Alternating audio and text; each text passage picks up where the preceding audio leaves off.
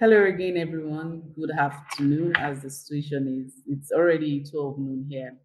Without further ado, I would like us to go into this session, if you permit us. But I would like to have a warm welcome to all our panelists and all our listeners. Thank you all for joining us. We will be starting today with one of the hosts of this meeting today. Will be starting with Glory, as Uju is expected to be the first speaker.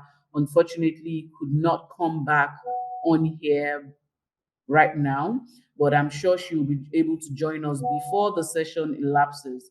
So we would have her then when she joins us. So, like I said, I'll be introducing our first speaker today, who is a senior customer operative manager at Cheaper Cash. Like I said, all the professionals here are well seasoned with over cumulatively more than 40 years experience delivering superior customer service across several market verticals. Some of these people have worked in the FMCG space, they've gone to the fintech, but now they are here to talk to us about their experiences and their feelings about the BPO as a whole. Without further ado, please help me make a warm welcome to Glory. She works as the customer operative manager at Cheaper Cash. Glory, good morning, good afternoon once again. Apologies, good afternoon once again. No worries. Good afternoon, Yemi. Good afternoon, everyone else. You're Thanks for looking sharp as joining. usual. Thank you. Thank You you very too. much. You look good. Thank you. Thank you. Can you just briefly introduce yourself and then we can go into your slides? Okay, thanks. Just like you mentioned, I'm Glory Kwagu, currently scaling customer operations for Cheaper Cash across different markets, Africa and outside of the continent. So I'm fully responsible for everything customer operations, product operations, and also ensuring customer satisfaction at Cheaper Cash. So I will pause here for All you right. to. Thank you, Glory. Thank you, Glory, for that introduction. Kindly go into your presentations, please. Okay, would you like me to present or you're going to do that? No, please present. Okay. Please let me know if you can see my screen. It's coming up now. Okay, we can see your screen now. Yes, we can. Okay. Thank you. Thanks once again for the opportunity to speak on this. The topic Nigeria's emergence as a global BPO powerhouse. And I would be particularly speaking on the side of a client based on my experience here. So I'll quickly move to the next slide. Um, the content, table of contents, we're going to talk about the overview of BPO, Nigeria's BPO potential, then Nigeria's human capital edge and regulatory framework. Then, Glory, I apologize for cutting you short. Glory, can you put it on the presentation mode? oh, I thought it is. Okay, please hold on. Let me just stop sharing.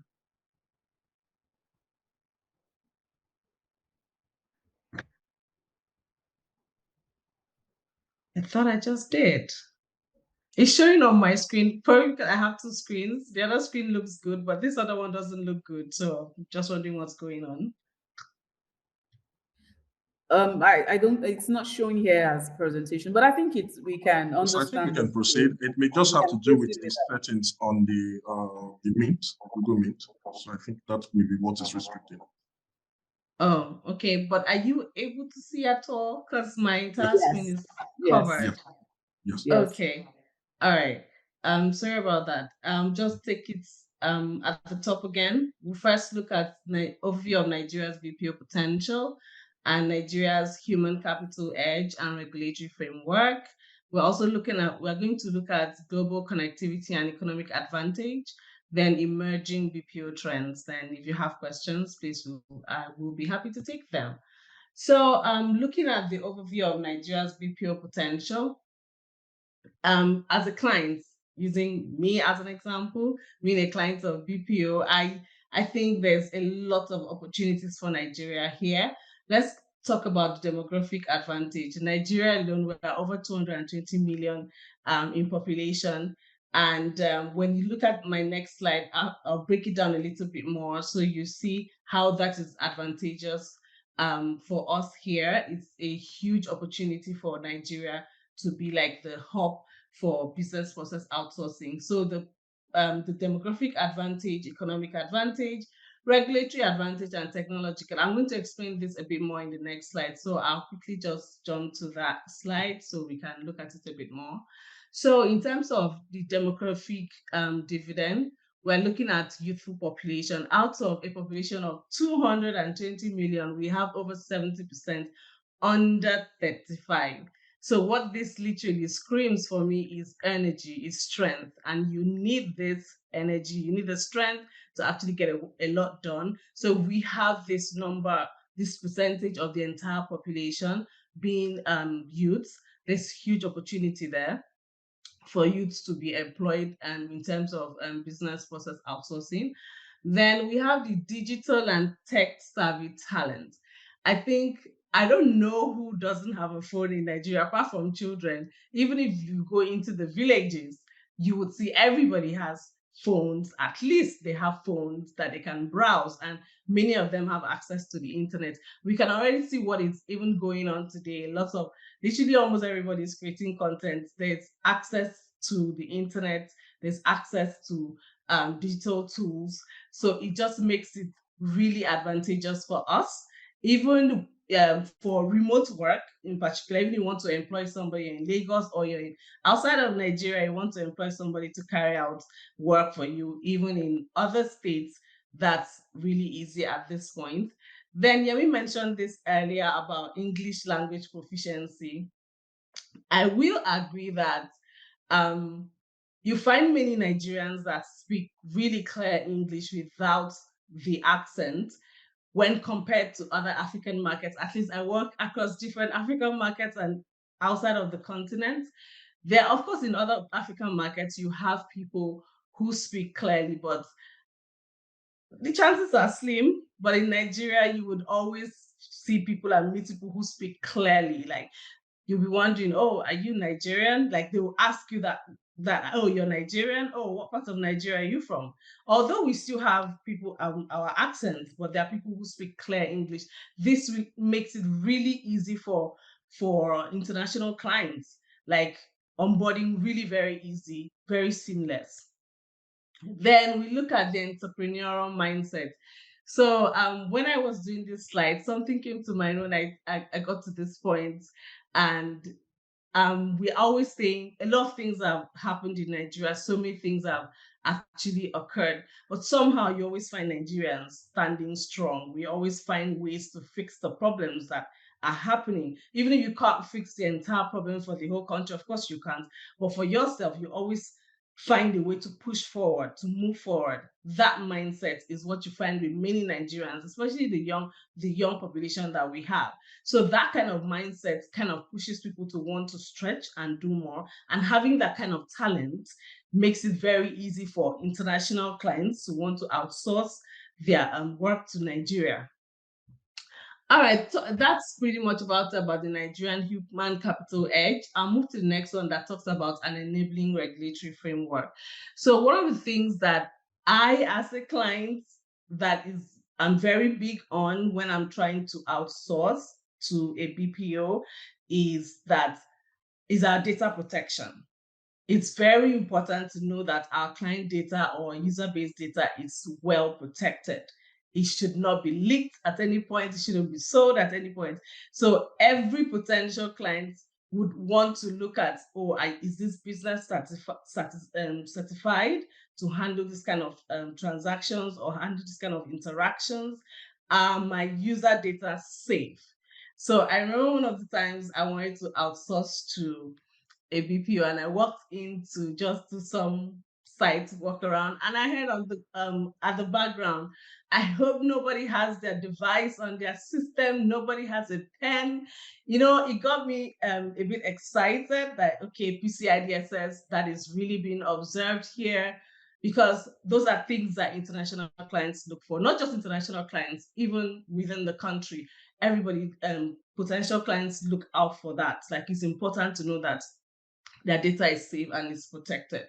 Then there are some national policies. I had to read a bit more about this to see that the NITDA are like the body that actually regulates IT. They ensure that they're very big on outsourcing. There's been some support coming from that side and Bank of Industry. And also the ease of doing business. Something I've also observed recently is now you can sit from the comfort of your home and register a company, get the certificates, get everything done. You don't need to step out. You can do it by yourself, or if you want to outsource it to somebody to help you do it, you can do it. The person can do it for you very seamlessly. Like, things have started to get a little bit more easier. So ease of doing business is also there. The government is really supporting businesses in recent times. So this makes it gives us a huge opportunity to have more people come in and like actually patronize us and the BPOs in Nigeria. Yes, I move to the next one that talks about strategic global connectivity. So internet infrastructure. I know several years ago, just before COVID, around the time for COVID, when COVID happened, there were so many conversations going on that, oh, Nigerians can't do work from home, the internet is bad, no good electricity supply, And at the time, we're trying to plan how we're going to move people from working on site to working from home instead of just staying. So there was this debate that happened like, oh no, this is not going to work. The Nigerian system does not support this. But guess what? We navigated it and people started working from home and it went well, very seamlessly. Although there were some hiccups here and there, electricity, but today many of us can say that the electricity has really improved, and this is a huge advantage for us. It's an edge for the country that I know at the time there were conversations, oh, if you hire a Nigerian to get this work done for you, you may not see the person online most of the time because the internet is bad there and the electricity is bad. But there's been a huge change over time. So we have this, and it encourages remote work. So international clients don't have to be so worried about the work not getting done. Then we have air and port access for clients that want to come in and also go out, or just move candidates around or employ talents around. Then time zone. This is very interesting for me because I'm in Nigeria, I'm in Lagos, I have to deal with clients in different markets, different time zones. Nigeria is very strategic in terms of time zone. I have people in Nigeria serving users in US, users in UK, users in different African markets, time zones, timing completely different. But you find out that the timing in Nigeria kind of just favors all of these markets. So it makes it it gives us a very good opportunity to have those clients and not worry about all the time. And I'm sure an average Nigerian who is given an opportunity to get the job done, and even if you say you work overnight, an average Nigerian is ready to do that. So that is very impressive, and it gives us that huge edge. Moving on to the next, talks about economic advantage.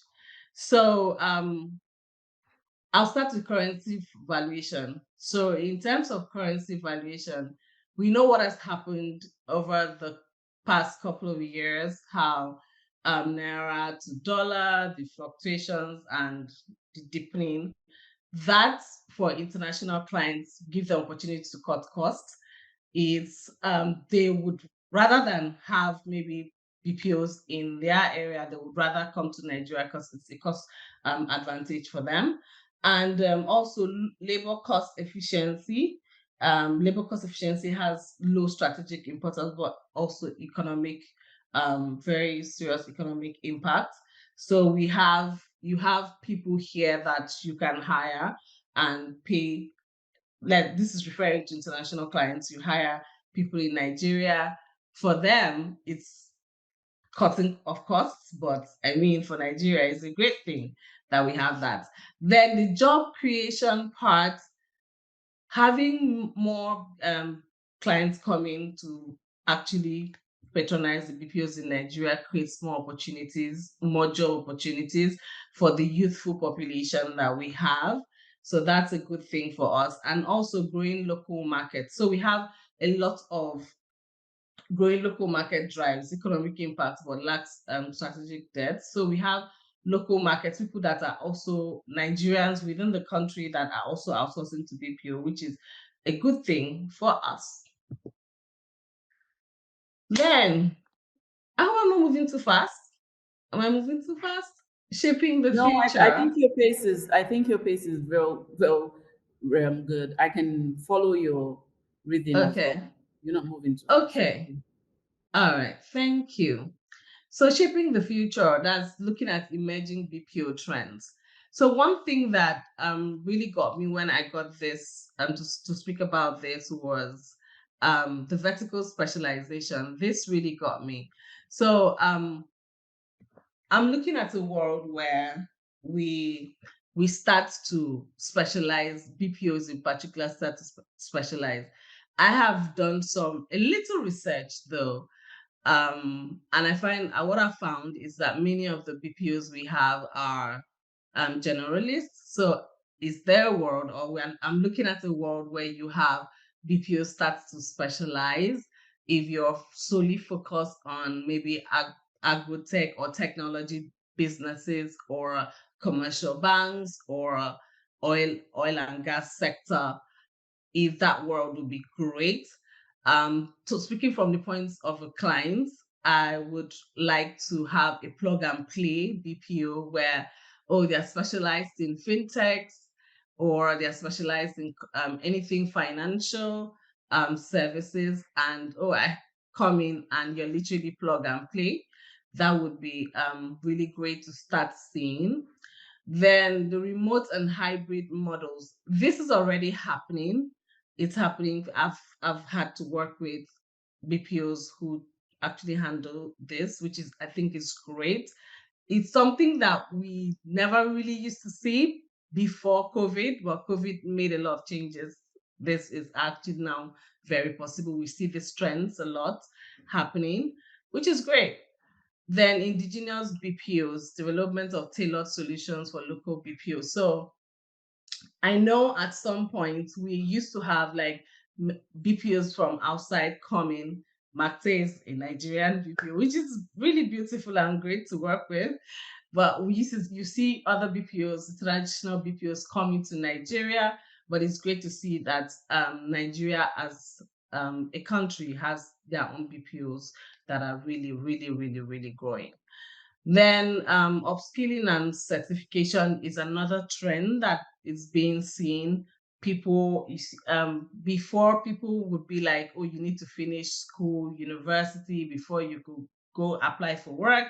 But there's a lot of opportunities to be trained now. If you just want to, maybe you're just done with secondary, you want to go get a certificate in customer service, you go do training. That is very open now, like everywhere you can. There's so many opportunities for you to get trained, not just customer service, it's IT. Even in IT, you can get trained and get the certificate that you need to improve yourself and get into the work market. All right. I think I was pretty fast. Call to action. Call to action. This wraps up my slides. So call to action is more like what I would like us to think about. So starting with investments, so encouraging financial support for BPO. So we're looking at thinking, or what I'm referring to here is more like investments for the business process outsourcing businesses, because some support is needed there financially. Then collaboration promotes partnership for shared success. So is there a world where you have one BPO collaborating with another one to or maybe just BPO and the company, just to ensure that everybody succeeds? Then co-creation fosters joint innovation and development. Innovation, always thinking of new ways to improve things, to make it easier, to make it better. And also, especially the clients that you're servicing, always making it easier and really amazing for them to easily outsource and get the work, and you get the work done. Then policy highlights the role of supportive governments, which I think I noted earlier. There are some initiatives that the government have put in place to ensure that outsourcing actually succeeds, and Nigeria is in a very good position for that. Then youth, recognizing the potential of youth talents. We have about 70% lesser than 35 years of age, which is great, apart from the babies. But yeah, which is great. Just looking at strength and ability to get a lot achieved or done. Yeah, I think I actually moved very fast, but I'll pause here for questions or comments or reactions. All right, thank you, Glory. That was a very insightful delivery. I mean, you talked about so many things from the youth population to the growing creation of opportunities that we have in Nigeria. I recall that, like you rightly said, once upon a time, Nigerians couldn't do anything if it wasn't with mortar and brick. So you have to Yeah. be in a physical building to be able to deliver your work. But now, with the advent of COVID, it came as a blessing, and also it took away from us. But I think that if we look at it critically, this thing gave us an opportunity to widen our horizon. There were things that we as Africans and Nigerians, we didn't think about before. Well, thank you so much for that delivery. It was very insightful. For me personally, I have a lot that I want to talk about, but I will leave the floor open first of all to our participants to ask their questions. I see one question here, right? So we will just take the first three questions so that we take it through, and then every other panelists have the opportunity to speak, and we don't take too much time from everybody. So thank you very much, participants. So the first question that I have here for you is, what skills do you believe will be most critical for the next generation of customer experience professionals? And I think this is trying to leverage on your own experience and also understand how you've grown through the ranks. So I'm just playing the devil's advocate for this question. Okay, great. Thanks, Emi, for the question, and thanks to the person that asked the question. So for me, at this time, I hear things like, which is one of the things I always tell my team about. Sometimes you hear things like, "Oh, but AI is gonna take our jobs away." Truth is, AI is not gonna take anybody's job away. I think AI is an opportunity for us to like take advantage of AI as it is, in the sense that what I've done recently is using AI to actually help us respond to more conversations, apart from just humans being overwhelmed with the work of speaking to users, ensuring that user satisfaction. And I think if you're able to get certification or training in AI to really boost the opportunity for you to do well in customer experience.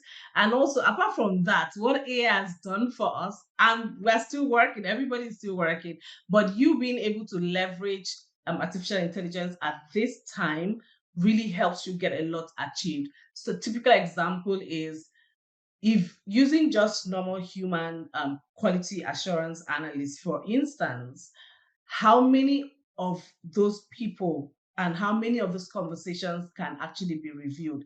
But if you use AI today, you can actually do a lot more and see a lot more of things that are lacking or things that you need to implement. It gives you opportunity to be innovative, to be creative. So I think getting some knowledge in artificial intelligence would also be a huge opportunity for you to excel in customer experience. All right, Glory, thank you. You've killed the question, actually. And then you actually preempted the next question, because the next question was actually talking about AI, and I think you've done justice to that. So the next Oh, okay. question, yeah, the next question to you was going to be, how do you see AI and automation shaping the future of customer service and Nigerian BPO in particular, then how do we prepare ahead of that? So I think you've done justice, but I will just let Yeah. you give us more insight on that again. Yeah, I think I touched on it a bit where personally I've heard those feedbacks like, oh, but yeah, it's going to take our jobs. But I think I've taken steps to ensure that I educate the people that I hear that from, that AI is not going to take your job. But what may likely take your job is if you don't leverage or take advantage of artificial intelligence to do more. So the future, well, I think we're already in the future. When we say future, unless something else is going to come up, but AI is already here. We're already in the future. And it's really for the BPOs. One thing I would say is, I know I've gotten a lot of ideas, innovative ideas from the BPOs that I work with. Also, it would be great to see more around AI, in the sense that I know you want to employ more people, which is great. People will always do the job that needs to be done by humans, but there are some little things that there's no need to pass them to humans, right? So things like, a typical example is a user comes and is like, oh, do you have cheaper in Cameroon? I don't know if that is a good enough question for a human to task their brain to respond, but all of those things can be sent. So I would like to get more ideas or more feedback coming from the BPOs in Nigeria around this. There's still a very huge opportunity for BPOs to have businesses being outsourced to them, very, even with the AI. The BPOs now have to leverage the AI even more, which gives BPOs an edge. Yeah. Thank you, thank you, thank you, Glory. Thank you, Glory. And that's the food for thought, right? Yeah. So as opposed to you thinking that AI is coming to take over your jobs, you should see AI as a tool that would actually enhance your work Your and work. not take Yeah. it over. So I'm only going Yeah. to take one more question for you for this round, and then if we have any other questions, we can always reach out to you, and then you can always educate us on it. Right. So this next question says that service you she's okay, sorry, I'm going to take this one because the next question actually has something to do with the AI. So, and I think you've done justice on that. So I'll just take this question. This question is that you spoke of data protection and one of the factors you considered when shopping for a BPO. However, how do we manage this when people work remotely? How are you able to manage data protection when people work remotely because you're not physically there to monitor them? Yeah. Okay. So, okay, that's a very amazing question and also very tricky. But one thing I can say is I've worked with really amazing BPOs, and I still work with one as I speak. Security is top of minds, and I would say MACT at this point. So even when users agents have to go home to work on their systems, there's a lot of security feature being implemented on the system. Yes, you can say, how about the bit of writing down a user's details? Oh, you're not there to see them. Yes, of course, there's some risk attached, but the system itself is being protected. There was an incident some time ago, not nothing to do with BPO. It's just a typical. I'm setting an example where um, agents or support people are not supposed to access some tools on their personal devices. But there was some glitch, and that happened. There was some attempted hack, but I mean, it was immediately breached. But it's beautiful and amazing to see that the BPOs that I work with have so very top security on the systems that agents or people use to access the client tools. So there are so many things you cannot open. There are so many sites you cannot open except the ones that have been cleared, then you can actually have access to it. No doubt there's a little or there's some risk to it, but how many client data can you actually write down with pen and paper? So, so there's a little risk to it, but protecting the system is also very great, because if the system gets hacked or something happens, Like, you can literally lose all your client data at once. But if somebody is to use a pen and paper or camera to snap, how many of those can you really get?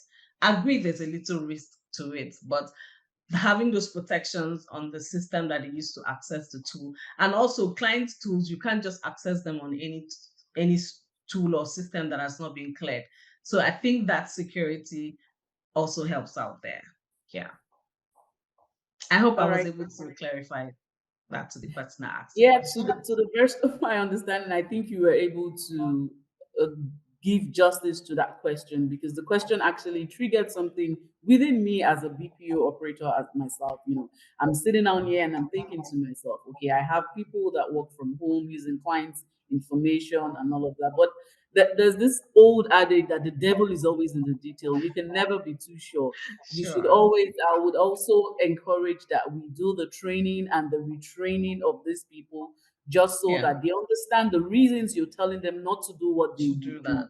Right. But I'm I only agree. going to take one more question, because I promised you I have three questions for you. And I apologize No to worries. every I apologize for every other questions I'm unable to take now. Right. So my next question is this. Sorry. No, sorry.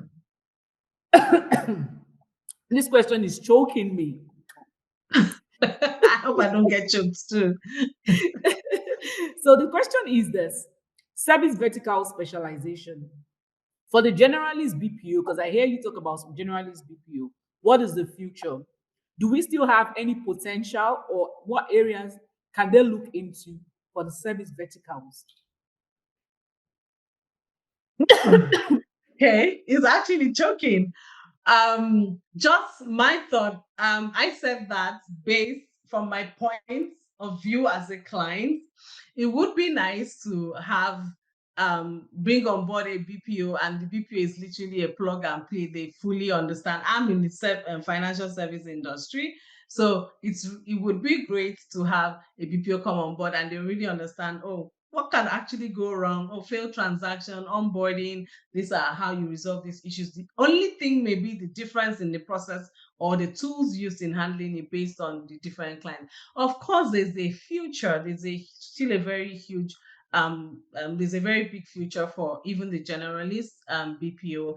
I think that would be a food for thought, something for the general BPOs to take home and maybe deliberate internally to see if there's an opportunity to specialize, maybe not just specialize in a particular sector, maybe have strength in one or two sectors. Maybe you want to focus on financial. Financial is really broad. We have the commercials, we have the micro finances, we have the payments, payment companies, we have the fintechs. You have, it's really broad if you want to go there. If you want to do the oil and gas, something to take home and think about. I don't know why I feel like that question came from Anthony. I'm not sure. but, but yeah, it's definitely something to take home and to really think about. Yeah, it would be nice for clients to have that plug and play. It's not always, talking from my experience, doing the training, retraining, and training. Yeah, I will stop here. All right, thank you, Glory. Thank you, Glory. I think what Glory just preached to us is that you have to be a master of one, not a jack of all trades, right? Thank you very much for that. I actually promised you three questions, but I am forced to take this last question. And please, I Making apologize to every it other person.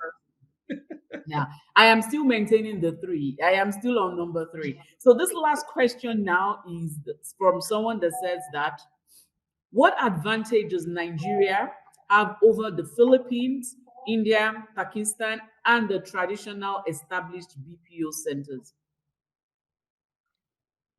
Sorry, just to clarify, the last part, are they in Nigeria? I mean, the traditional established BPOs, is that in Nigeria or outside of No, no, Nigeria, the let me take the Philippines? question again. So I think the Okay. question is this: what advantage does Nigeria have over the Philippines? Because you understand that the Philippines, Indians, and Pakistans are the traditional BPO centers. Now we're talking Yeah. about Nigeria. People are migrating to Nigeria as a BPO hub. So this question Yeah. is: what advantage do you think Nigeria has over these countries? Okay, all right, great. Thanks. Thanks for the question. I would answer this with an example. I called, I think it was a telco at the time, some years back. And to be honest, I know it was outsourced to the Philippines or Indian, I'm not sure which. I did not understand a single thing the agent was saying to me. And with my experience speaking or handling users in UK, US, they are very, especially UK, they're very, very particular about accents, how you respond to them, especially if it's a call. They are very particular about it. You can go away with writing, but speaking, they are very, very, very, very particular about it. I know Nigerians, we have accents, different tribes, we have accents, but you'd always find Nigerians that speak clear English, like really very clear English. I think that's a huge advantage for us. Today, I have team members speaking to people in UK, US, really clear. But Philippines, of course, they've been there. They are like the kings and the queens in this business. But I think we have great advantage. Like I said, I spoke to one of them on the phone many years back. I could not understand anything. And I feel like after several complaints for maybe from people in Nigeria, they had to change that BPO. And it wasn't the case anymore. Because how like I know for the Philippines and those areas, you're of course people that understand their accent or how they speak is great. But majority of the people we have to serve today want to be served in plain straight English. So I think that's an advantage for us. And the time zones too. Like I mentioned the time zones. When you look at where Nigeria is positioned, maybe I'm just mainly looking at like straight up UK, US, like we have a huge advantage in terms of time zones. So I think we have that opportunity, more advantage there than the Philippines. So, but I mean, we still accept that they've been there, so they're doing well. But this is our time, so I would pause here. Thank you, Gloria. And thank you everyone for the questions. Just to wrap this session up, you talked a lot about the job creation opportunities, the growing market trends, and then of course the last question which you actually delved into why you think Nigeria is at an advantage as opposed to other continents. And in closing, I would also like to add that yes, Nigeria is an advantage to every other country, and that's precisely because of our location in the world. That's plus one GMT. So that's 8 hours support plus or minus anywhere in the world. So thank you very much, Glory, for that session. So without further ado, Uju, please over to you. Can you tell us a little bit about yourself and then delve into the topic of today? Thank you very much. And apologies again for all of the network issues we've been experiencing. Please go ahead, ma'am. Okay. First, I hope you have my presentation handy, so that it's easy. Or you want me to just talk through? I can talk through if you don't want to showcase that. No, you can Um, actually share your presentation and then you can talk through it. It's easier to follow the flow that way. okay. Let me just. Can you see my screen? Yes, we can see your screen. Okay. Yes. So I had earlier introduced myself, but I'll do that again. My name is 𝐍𝐢𝐤𝐞𝐫𝐢𝐚, and of course I had customer experience for Harris Insurance Group, and also by extension I direct and lead CX in the Harris Holdings Group as well, where we have at least more than 13 companies in our group and playing in diverse industries as well. In terms of my CX expectations and experience, I would say it's an amazing job getting to understand the importance of experience and also diving into this today's conversation. I think it all boils down to the benefits, of benefits of a PBO, and of course the value it's going to bring to not just the industry, but of course into Nigeria and of course in the global capacity as well. So I will just state that Nigeria is actually blessed with the right people. I keep saying this. If you meet a Nigerian anywhere in the world, you sure would know that they're Nigerians. We don't hide. So it's just like Sorry. Yes. So it's just like a starfish. You don't hide. I mean, the sparkle is everywhere. So when you're in a neighborhood and you meet a fellow Nigerian, somehow by their excellence, you get to know them. And that is why Nigeria is going to beat any other country that will be adopting this business model, for instance. So, of course, global business process outsourcing, it's actually a powerhouse. I keep saying that. And then tapping it into like what my colleagues or my fellow speakers have said over time. I don't want to re-emphasize on that. The population of Nigeria is also a giving plus for us, because we're blessed. And again, the geographical locations and demography in which Nigeria operates is also very, very helpful in positioning us better. For the fact that Nigeria is an English-speaking country makes it better. I don't know how many of us have realized the level of intellectual properties we have in Nigeria. We've got the best talents in Nigeria, both in Nigeria and outside Nigeria. There was a time I was listening to a conversation with a colleague of mine, and they were talking about how majority of the best doctors you have in foreign countries are Nigerians. A majority of them are Nigerians, and they're doing excellently and amazing well. In terms of outsourcing, yes, I heard one of the speakers said, I think somebody asked a question around how will Nigeria beat the likes of China and I didn't hear the other two countries. I think I just came in then, but I think the Philippines and the rest of them. And I would say that if we really tap, by the time I finish this conversation and we tap into the opportunities and growth enablers that we have in this industry, I will tell you that Nigeria should and would be number one. Why? Because we have all it takes. It's just very few things that we can improve on, and then we are actually going to be sourced, everywhere in the world.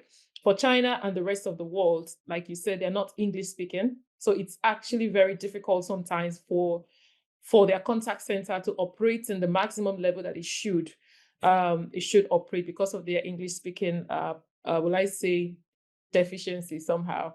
Yes, it is a deficiency. So yes, what opportunities do we have in the BPO industry? I would say there's quite a massive. It's actually an untapped area. Why I call it untapped is that it's just a few, let me say, a few people or organizations are seeing the benefits. If everyone actually understands the importance of this industry, I think a lot of organizations will re-strategize their strategy in such a way that certain functions can actually be outsourced to make it better and more efficient. It's very, very important. So the market size currently is valued at about 980 million, that was in 2023. However, it is estimated to grow. The growth level could be over 12.56%. Reason being that a lot of needs had come up. For instance, in Nigeria, there's like every day new things keep coming in, new needs keep coming up for organizations. 5 years down the line, nobody was talking about AI. Am I correct? But right now, almost everybody is talking about AI. All organizations are trying to optimize their business processes and standards to be AI enabled. Permit me that in the course of this conversation, I will also chip in the importance of having AI in the PBO industry, and of course, the importance of experience, improving experiences, and of course, the great importance of service in this industry as well, because those are enablers, to be able to draw the right attention. For economic growth, I could say that it will help organizations to be more strategic. Look at the core functions in your organizations. What are the core functions that your organization actually needs based on their expertise? And then what are the other functions that can be outsourced? There are quite a number that can be outsourced. Like I always say to people, to imagine a telco company servicing millions and millions of customers, currently managing by themselves a contact center. Imagine that. There's a lot of resource that will go in there. There's a lot of personnel management that will go in there. There's a whole lot of strategic input that will go in there, right? It is important to their business, but can it be outsourced? Yes, it can. You understand? Then look at a telco. Look at a tech company, for instance, that is more of a B2B than a B2C. A telco that is more of a B2B, you find out that there could be other services that can be outsourced. Things like data entry, data gathering, right? And guess what? These things are not location-based. It means that you can have a cross-functional youth in Nigeria assisting with data entry for an organization that is offshore. It's actually important. Why? They don't have to be offshore to get the job done. You can do it anywhere. Why? Because it's not geographically located. It's not a geographically located function. You can actually work from anywhere. So if you can do that from anywhere, it means that it is not a showstopper for your organization to function. It's something that you can actually outsource and be more strategic as an organization. Then it also creates job opportunities. Like I said earlier on, the PBO industry is something that, like I said, is untapped. But if well utilized by organizations, it creates more job for people, especially the young. I call them the young folks. If you observe now, Gen Zs are no longer the happening things. I think there is now Gen Alpha coming up. So you can imagine how smart they are. And let me tell you their behavioral trends. They are fast. They are super fast. They are fast learners. They want it easy. They want you to keep it simple. They don't like stress. So if that is the case, it means that organizations that have been there for a very long time and refusing to understand the importance of outsourcing might end up losing people in that category. Why? Because the enabling environment that is required, if you outsource it might be created for them to function efficiently and effectively. So yes, it will create it will enable more people to be employed. That way, it's helping to grow the economy, it's helping to utilize young talents. And guess what? Because of the population that we have and the young talents that we have in Nigeria, it will also enable businesses to be more efficient and increase business efficiency, like I had rightly said. Then innovation will be top notch. Most of these very young people are very innovative. They are highly, very innovative. And the population of Nigerian youths is growing every day. So we can tap into that knowledge and use it efficiently in improving the industry as we speak. Then in terms of flexible business, the PBO actually assists businesses to be a bit more, will I say, flexible. Of course, we all know right now that a lot of people are looking for remote work, right? I rightly said that an offshore business can actually, still outsource some of its key functions that are supposed to be domesticated in Nigeria without having to be in Nigeria. I don't know if you understand what I mean by that. So it's actually a very good enabler. Harnessing demographic dividends for global PBO competitiveness. I think I've already mentioned the importance of having about 69% of the Nigerian population as very young people. Most of them are under 30. And the good thing about it is that they are highly English-speaking workforce and smart. I always like to add the word smart. Nigerians are very smart. In terms of the talent pool, they cut across different talents, tech, name it, all kinds of talent pool. You can get it in Nigeria. So these skills needs to be well tapped into. And that is one of the things that the industry will assist. Government actually has been quite intentional. I recall when, sorry, I need to move this a little bit. I recall when the outsource to Nigeria initiative, came on board. And guess what? It's actually a very good one. Why? Because international organizations thought about it and say, okay, if we have good consultants in Nigeria that enable us to ensuring that we get the right talents to do our work or to help us execute our business strategies in that region, it is something that they feel they can actually leverage on. And of course, it helped to bring in a lot of talents and put them in the pool, and of course also export some of these talents through the National Talent Export Program that is also currently in place, that government has made it easy for great talents to be exported abroad. right now, I think someone said something that, oh, now almost all our talents are traveling abroad. So who are the people that will be in Nigeria to grow Nigeria? Every single day, new talents are coming up. Like I said, we were sometime talking about Gen Zs. Now it's Gen Alpha that is coming in place. And there's a whole lot of, even the millennials are still growing. In fact, the millennials are even trying as much as they can right now to be updated. Or let me say, will I say upgrade? They're upgrading very quickly when you have these two generations in front of you that are amazing. So it's the Nigerian government is also waking up to the need that we've got talents that needs to be tapped into, and global community is recognizing Nigeria as an investment, as a place for anyone that is serious to win in the global market to invest in because of its resource that it had as well. And then the other improvements that has come on board from a regulatory point and framework, of course, our tax system now has been improved. Then, of course, the CBN is ensuring that our banks are strong to support any investor or any form of investment in Nigeria. And of course, other regulatory bodies are also playing a key role to support this drive. Right. Okay, so in terms of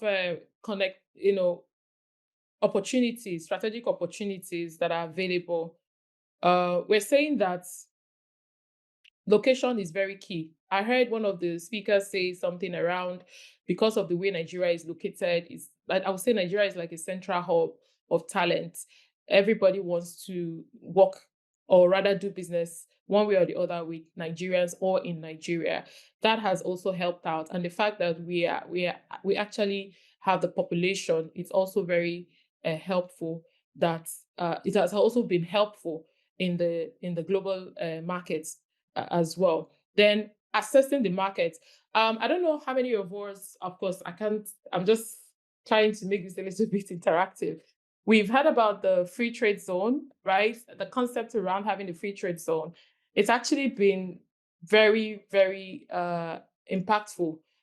In terms of advertising it and letting people know the impact it has on the society, I think that is one area that I feel we have not made enough noise on, but it has actually opened up doors for international investors to come into Nigeria, and not just come into Nigeria, but also trade in Nigeria. The policies around that has also helped in ensuring that we attract the right people, and it has also created jobs for Nigerians as well because of the opportunities that are in that market. Partnerships and collaborations are also have also been growing because of this. The free trade zones that we have. I know some of us that are in the global market, or some of us that are engaging with international stakeholders, will understand that for an investor to come and actually invest in Nigeria, the first thing that they are always thinking about is, will I get the right people in country? Will I have the technology to support my business, right? Will I have the skills that are easy and affordable? Remember, I don't want to call it cheap labor. I don't like using the word cheap labor. It's not cheap. I call it effective use of a resource, right? Effective use of talents that is affordable for the investors to be able to tap into. So yes, there's competitive labor costs. Someone said that in China, the cost of labor is cheaper. I don't know if we've heard that, but yes, some people say the cost of labor is cheaper in China. But the thing I will ask you is, what is the effectiveness of that labor? How impactful is it? Imagine calling a contact center in China, you cannot hear what they're saying, and you want to do business. I think that experience alone will make you not to call. You will start looking for an English-speaking contact center to engage, rather than calling anyone in China for. So it can be frustrating, and it can actually be very tiring if you cannot deal or do business in a way that it makes it easy for you to complete the transactions that you want to complete, and again to make profit from that. So Nigeria actually has a good competitive labor market and labor costs. In terms of the cost of effective operations, I would say that yes, it is effective. Nigeria is effective. Why? Because you can decide where you want to play. And at every point in time, you can actually get the resource for where you want to play. So it depends on your business model and your business decision. So in outsourcing, if you're looking, for instance, oh, I want to operate in a tech environment, I want to operate in a financial institution environment, or I want to operate in, just name it, any, or in a manufacturing business environment or industry, maybe you look at it to say, okay, what do I really need in terms of core skills? And you identify maybe one or two. The rest are skills that you can actually outsource.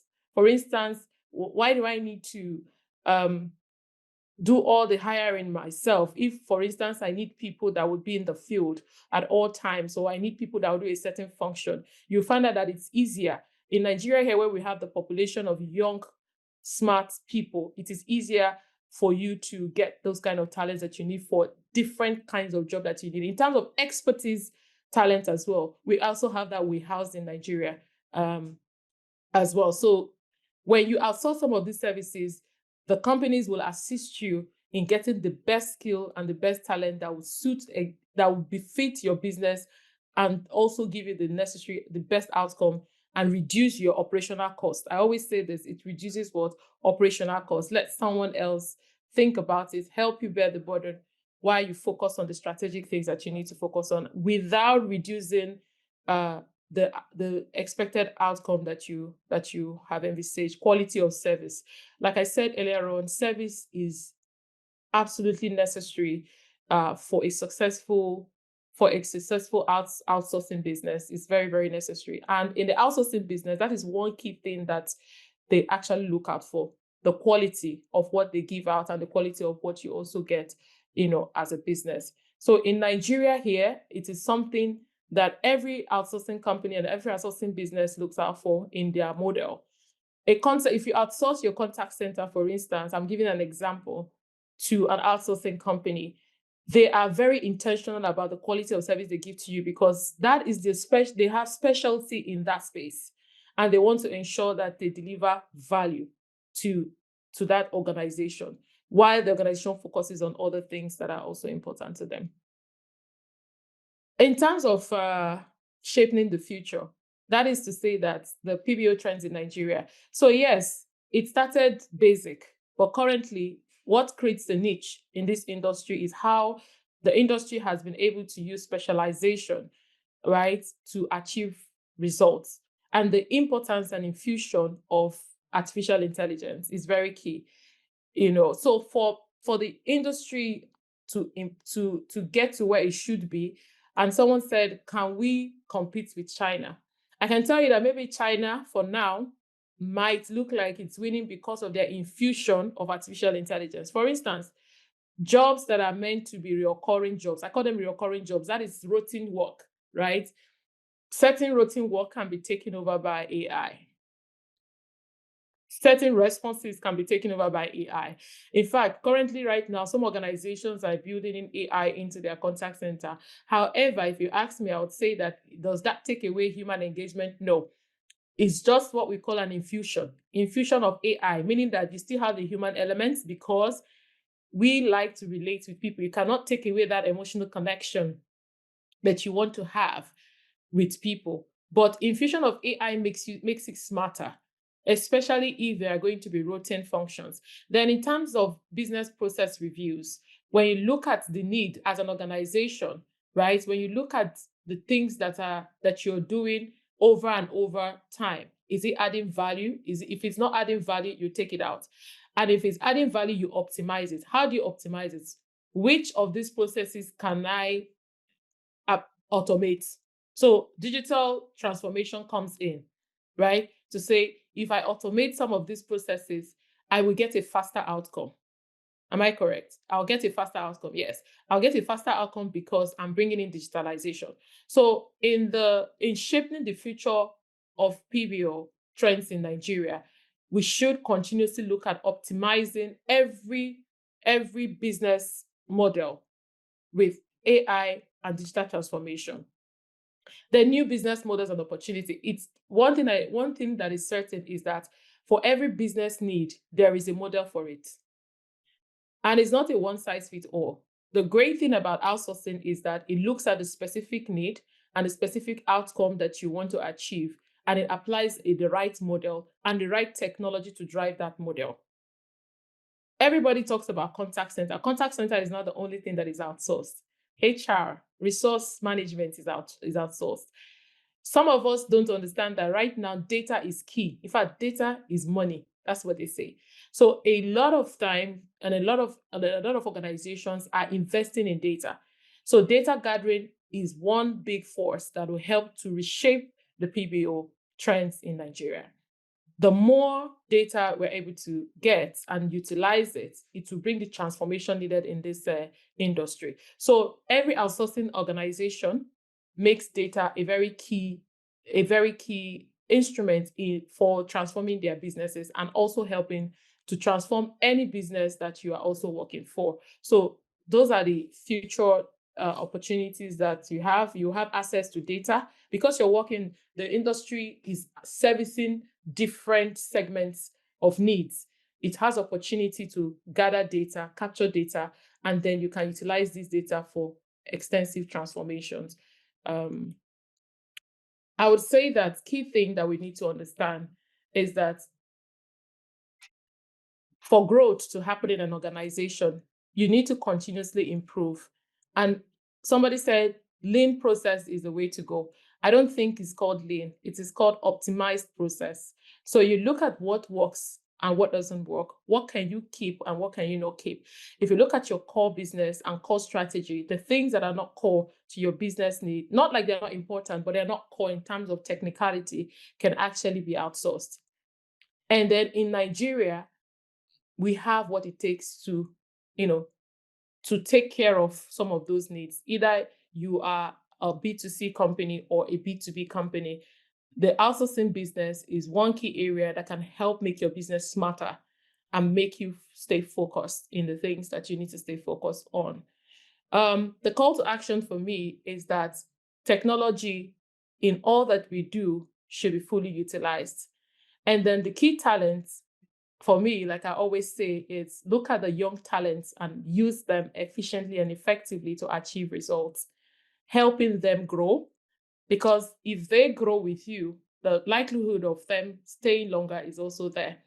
Then outsourcing for businesses, continuously look at where in your business that is not going to be, that you need to be efficient in, and then outsource that so that you can focus on other strategic things, and then it will help your business grow better. Thank you.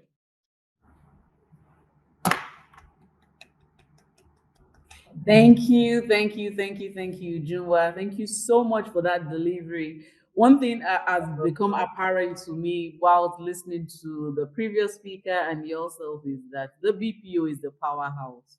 And I think that we as Africans, we should embrace that opportunity and take advantage of it. My key takeaway from what you've just said is that the BPO is an enlightenment for job functions, and we shouldn't see it as you outsourcing and then you lose control of your business. It also helps you to focus on where you need to be strategic about, like you said, and in your own words, it takes the headache away from you. Right. Thank you so much for that delivery. I'll be taking questions now from the participants before I go into my own questions. But I think that just listening to yourself and the first speaker, we all have agreed, and I think we've all agreed on this platform. And aside from one of our participants who thinks that South Africa has a better advantage to Nigeria, I mean, each to his own, and I do not dismiss that thought. But I think that just like the speaker 𝐿𝐸𝐸 has said, yes, South Africa may have an advantage over Nigeria when it comes to infrastructure and then the security, which is mostly the threats for most investors when you're coming into a new country. But I know that the government is actively working towards ensuring that every investor has a return on investment, because which is the major reason they're coming into your country to invest in it. So I think that question or that argument should be something that the government should be focused and be debating on. Yes, Nigeria has a wealth of talent. We have a new generation of talent. My 2-year-old will be telling me things that I am sure that when I was that age, I could not know. I could not understand. So yes, we're building a generation that is very smart and is very intelligent. So we also need to move with that trend. We also need to move with that trend so that we will not get left behind. So I'll take the first question now, right? And the first question is, what is the single most important factor for building a successful BPO operations in Nigeria? And that differs from all other global markets. What are your thoughts on that? Single most important factor for building what?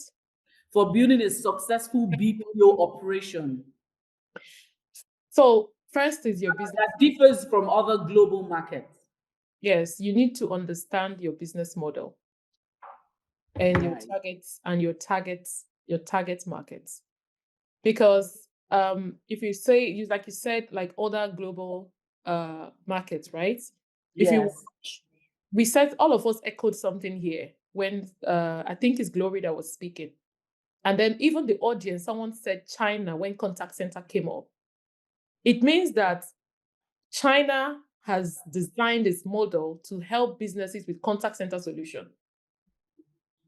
So if you want to outsource if you're a global organization and you want to outsource, for instance, your contact center, bring it to China.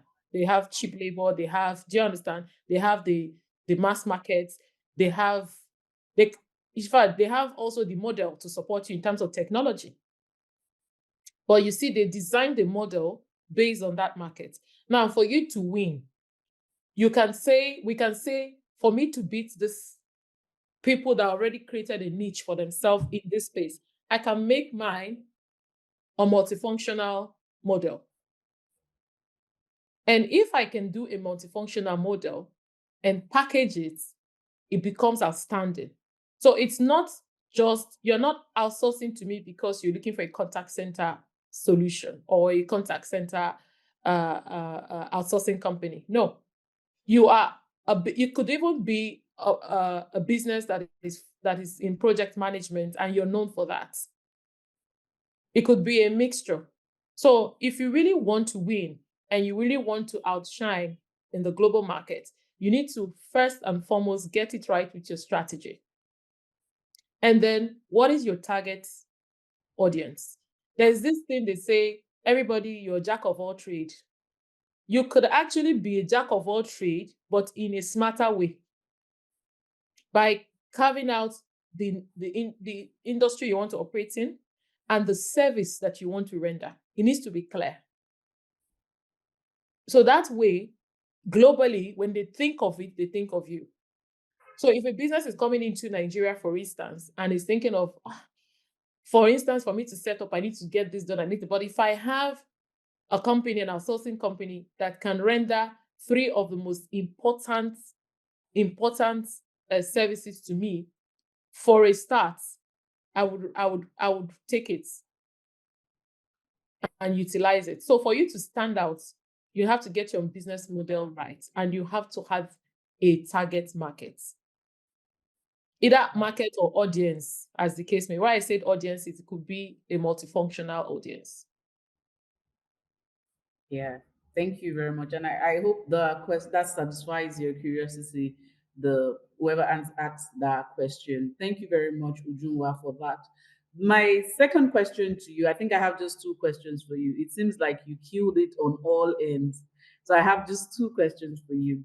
Having scaled customer operations team across both the banking and the fintech, across your experience now, we're talking about you as an experienced customer operations provider, right? What is the biggest lesson you've learned about building a high performing team in this rapidly changing environment? The biggest thing I have learned Yes. is to create a lasting impression. Right. A lasting impression. Either you're dealing with a team, or you're dealing with a system, or you're dealing with a business model, or you're dealing with people, or you're dealing with external customers. For what I do, like for instance, I design experiences. That's like whether it's a tech experience or a contact center experience or a business model experience, like your operational processes and stuff like that, I've learned that an experience that is lasting in the minds of someone is very important.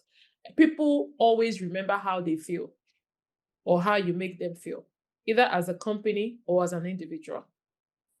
So in my learning, I have learned that always create an experience that the person will remember. It's not left for you to design whether it's going to be a positive experience or a negative one, but I advise you do a positive one because that sells you faster than any other products that you have.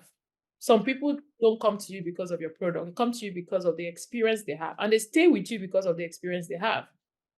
The reason why you have returning customers is not that your product is better than the other person's own. You might even have someone else have better product than you, but how they feel about you and how you make them feel determines if they want to stay and bring more people to you through referral.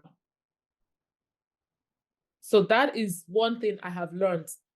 It's all about the experience in anything that you're doing and in anything that you're deciding on. Think of the outcome. What is the outcome you want to have? Always think of the outcome, and that shapes your decision making and your strategy. Yes, I agree with you on all fronts with what you've just said because that impression would always stay with you. People always remember how you treated them as opposed to you even giving them money sometimes. They remember how they were treated when they came to you for be it service or a personal experience. Thank you, Junwa, for that. And I think that answers the question perfectly. The last question I'll be taking in this round is this. So someone asked the question, at size the global market, what does the growth of the local Nigerian market look like? Serving companies that are invested in the Nigerian market for the long term. Do you want me to take the question one more time? Okay. Oh, I think I missed the end other part of the question. And then it says that what can be done better to service the local market by local vendors? So let me take the question again. So it says, aside the global market, what does the growth of the local Nigerian market look like? That's in the servicing companies that are invested in the Nigerian market for the long term. Mm-hmm. And the follow-on question is, and what can be done better to service the local market by local vendors, as opposed to we now going abroad to look for the global market? So what can be done to service the local markets? And this question is screaming the government to me, but I mean, I will just let you, the expert, answer it. Okay, I would say that first, I think the question is trying to say in two phases, what is happening with the local services and what are the opportunities in local services and how can they be improved, or the issues and how can they be improved. So first and foremost, yes, it's very easy for someone to say, oh, it's the government, the bad government, the bad system. But I want to say first and foremost that the local market is actually one, there's a major root cause of instability. Instability affects the local service market a lot compared to the global market, where there's a bit of stability, maybe because of their policies, their foreign policies, and their business model policies. Changes don't just happen overnight. You can't just wake up and see that fuel has moved from 100 naira to 800 naira. It's not possible because that will affect even the staff that you have coming to work and the rest of them. I'll just give you an example. You can't just wake up and see that your overall business head cost, head count, or no, your overall business operational costs has increased in 24 hours unplanned, right? And you have closed out for that financial year. Abroad, you can't have that. But Nigeria, the inconsistency in terms of operational costs affects Nigerian businesses a lot.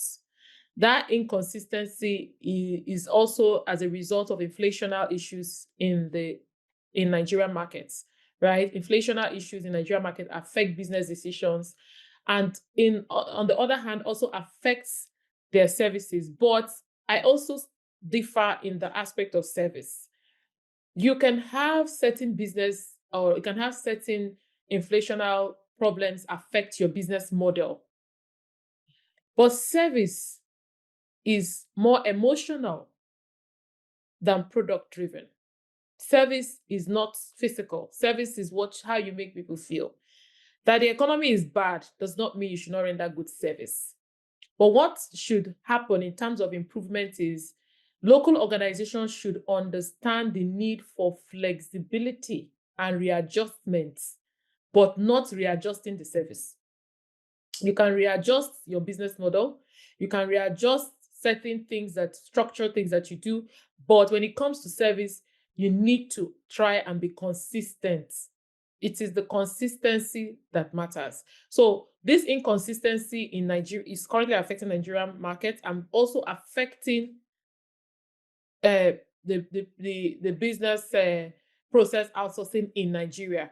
Today, when we had that engagement, this is what we wanted to do, but because of Nigerian problem, it has moved to no. I understand that your overhead cost and the rest of them, but the service can actually be streamlined in a way that it still delivers. It still delivers. There should be let's say there should be a meeting point somewhere. So how can we improve? This is how we can improve. And I think with my own expertise and understanding and knowledge, organizations need to understand they need to be fair. You have to be fair. Be fair by looking at it again and saying, okay, if I cannot do 100% because of the inconsistency in the Nigerian markets, right? And of course, policies are coming up that might not favor 100%. Other inflationary issues can come up. What can I still offer that will not be below expectation? It cuts across everybody, both from banking to tech to, do you understand? And then there should be no surprises. The power of engagement is very important in service. You do things and you don't carry your customers along. You don't pre-inform them. You don't notify them. You don't give them pre-notice. When things are changing, engage. It's okay to discuss it. Tell your customers what is happening. You don't have to tell them everything, but it's okay to let them know and give notice ahead. Abroad, when there are certain service changes, they give you notice ahead. They give you quite, a long time for you to know that this will be changing from this to this, and this is the reason, and this is how it will impact you. However, these are the things we have available to cushion the effects. So for Nigerian markets to improve, Nigerian markets will need to learn the power of communication and communicating clearly on time. Don't give surprises to people. It's not a good way. And then when you're cutting your business costs, they like to cut costs. I don't call it cut costs. I say optimize costs. Don't cut, optimize. Optimization means even if you have to reduce it, if you're reducing it, ensure that what you have is sustainable enough to deliver the quality of service you still need to deliver. So you must define quality of service for your organization. That is one area Nigerian businesses need to improve on. All right, 𝐿. Thank you. I'm sure if I leave you here today, you're first up to talk to us about all of these things. But thank you very much. And I think you did justice to that question. I couldn't do it better. You talked about the fact that the local market needs to understand the power of communication. It's very important to everyone that it's in the food chain. Every stakeholder needs to understand that when you have a customer or a service, you need to communicate with them. Any changes that occur, you need to communicate with them. And I think the government also should learn that when you want to change the cost of fuel from 800 to 1,000, they need to let us know why they're doing so and communicate it in time for us to prepare. Thank you very much, 𝐿. Moving on from here, my next speaker for today is no other than the head of customer experience for 𝐻𝐻𝐶𝐞 Group. She is a seasoned contact center experience and partnership specialist. She currently heads the customer experience at Ash Luxury Boutique. She currently has the customer experience at Ash Luxury Boutique, where she leads the development and execution of innovative experience strategies across physical and digital channels. Please give a warm welcome for the head of customer experience of 𝐻𝐻𝐶𝐞 Group, Ruth Nene Vincent. Hey, Hey, nice to have hello. you here. Thank you. Good afternoon once again. Thank you for having me. My name, like you mentioned, is Ruth Nene Vincent, and I'm really excited to share, insights into Nigerians' journey and future as a global BPO powerhouse. We'll also explore like different pillars, but before we do, I'd like to know if I should share my screen or you like to share instead. No, please go ahead. Go ahead and share screen. All right, just give me a minute. Okay. Can everybody see my screen?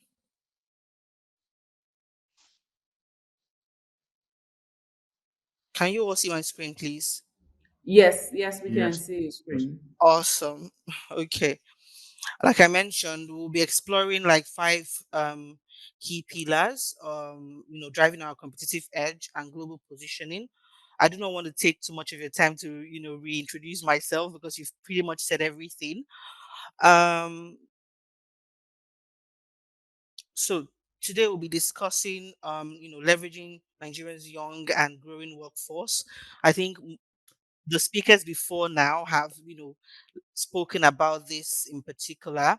And I'll also just give a quick look at this as well. Supportive policies and legal structures driving BPO growth. Would also be looking at Nigeria's strategic positioning and international linkage, cost competitiveness and market value in Nigeria's BPO sector, and also emerging developments shaping the future of BPO in Nigeria, right? So let's just look at Nigeria's demographic dividends. Mm, So Nigeria's youthful population is our biggest assets. I think Glory has mentioned this, and also the speaker before me have mentioned this as well. With over 70% of the population under 35, we are witnessing a digital fluent, adaptable workforce. Right? That's the Gen Z, the Gen Alphas, the millennials. Like the speaker before me has mentioned, the millennials are trying as much as possible to meet up to par with the growing developments in you know um tech spaces. Let me put it that way. Growing development tech spaces, growing developments in what's going on in the country, growing developments on what's happening, what's the new trend, and trying to meet up to par as well. But the Gen Z and the Gen Alphas are already there. They are very innovative. They are very smart, people, and they've been able to adapt very well to the workforce, and they're ready to serve global BPO demands, right? So institutions like Andela and Decagon are training thousands in tech and support services. I'm sure we all somehow know Andela and Decagon. Both prominent tech companies in Africa focused on software engineering training and talent placements. But they have evolved in distinct ways, right? So let me just give you an example. Flutterwave and Paystack, they started as a local startup, and right now they have scaled globally, partly due to Nigeria's young tech talent. I hope we all know that some tech companies here in Nigeria also explore the Nigerians that are in diaspora. We explore their services in diaspora as well, even though we understand that because we are here in Nigeria, we can also get someone here in Nigeria to get the job done. But we in Nigeria, some companies in Nigeria rather locally still explore the services of some Nigerians in diaspora. um Let me just head on to the next slide. So Nigerians BPO workforce readiness. Our labor force is not only young, but increasingly well trained. Now, why I said so is this: with English as our official language, we can all agree, and we're already aligned for global communication. Like Glory rightly said, the Philippines and let's say the Chinese might might speak English, but they're not as clear as we the Nigerians when communicating, right? Even the Indians and the Pakistanis, they sometimes are not as clear as we the Nigerians. The most times when I speak with other people in different countries, what I get to experience is they are not always very clear, except they perhaps migrated to UK or US and have adapted to the accent of that country. That's when I'm able to understand them fluently. Now, if they are still residing in their local country and have not yet adapted to that accent, the UK or the US accent, there's always this let's say communication barrier at that point, right? So I believe more countries would prefer to interact with the with a representative or with a customer care personnel that speaks clearly, and that's where Nigeria comes in. Now, let's look at programs like the NITDA, that's National Information Technology Development Agency. I think Glory mentioned this as well. IT skills initiative and private sectors, boot camps are creating a ready BPO workforce. We have a lot of sectors, private sectors, that train um young, the Gen Zs, let me put it like this, the Gen Zs, the Gen Alphas, even the millennials, day to day, day in, day out, on how to get ready for the BPO workforce. And it has really been impactful. There's a lot of tech companies that are looking for Nigerians to work with. There are a lot of customer care there are a lot of companies that are actually looking for customer care centers in Nigeria to work with, right? And Nigeria has been ready and is still ready and is currently shaping the experience for them to be able to come in and outsource here in Nigeria. um Now let's look at Nigeria's policy direction, right? Let's look at Nigeria's policy direction and how it has become increasingly favorable for BPO investment. Now, the NITDA, like I rightly mentioned, has drafted a BPO policy. I don't know if we are aware of this policy that aims to transform Nigeria, into a leading digital economy. Like, it provides a framework for leveraging like digital technologies to drive economic growth. Now, it improves lives and it also diversify the economy in some kind of way, right? And this is one way that Nigeria has been able to support the global BPO here in Nigeria. We also have like investment incentives for ICT and BPO firms and data protection legislation. That's the NDPR. I think, yeah, that's the NDPR. I think in Nigeria here, there are some informations that cannot be shared to some countries. And that's because of the countries have what we call like a GDPR. Yes, a global GDPR that does not allow them to access some informations here in Nigeria and vis-a-vis. So we cannot share information, and information or data rather cannot be stolen or cannot be misused or mishandled. Um, Now let's look at the Nigeria strategic location. Speakers before now have mentioned this. They said Nigeria has a very strategic location thanks to the GMT plus one. Nigeria aligns well with European and African business hours. I think the moderator already mentioned this. Sorry, I didn't really catch your name. She mentioned that Nigeria has a very strategic location for 8 hours business, sorry, 8 hours business availability for global companies to actually access our services here in Nigeria, right? So with multiple undersea cables like main one, we offer like robust low latency connectivity. So before now we already experienced this network issue, but we can all agree that right now we have so many network providers like Fiber One, Fiber World, and some other network providers that pretty much like Skynet and the likes that kind of provides a very stable Wi-Fi network for us to be able to be available for the hours that we are located for a BPO. I'm sorry, for a international service, to be an international service provider. I'll put it that way, right? So if you're not yet plugged into that setup, you need to update quickly because that's the only way you're able to access, a stable internet. If you're going to go with the MTN, the Glue, I'd be honest with you, you might have network glitches here and there. But if you're able to use stable Wi-Fi companies or Wi-Fi plugin, you would be able to, stay grounded all through the hours that are allocated to you to work as, a global service provider. Let's move to the next one quickly. I don't want to take much of your time. So, Nigeria, isn't just competing locally. I think we all can agree that we're not just competing locally. Locally, we've got everything grounded, right? We are also positioning ourselves in regional outsourcing hub with over 500 billion plus dollar economy and access to 15 West African markets. BPO firms in Nigeria serve clients across the continent and beyond. Like Glory mentioned, Macte is one that can attest to that, that we actually serve as many BPOs as possible. And they actually come in to Nigeria to tap into our BPO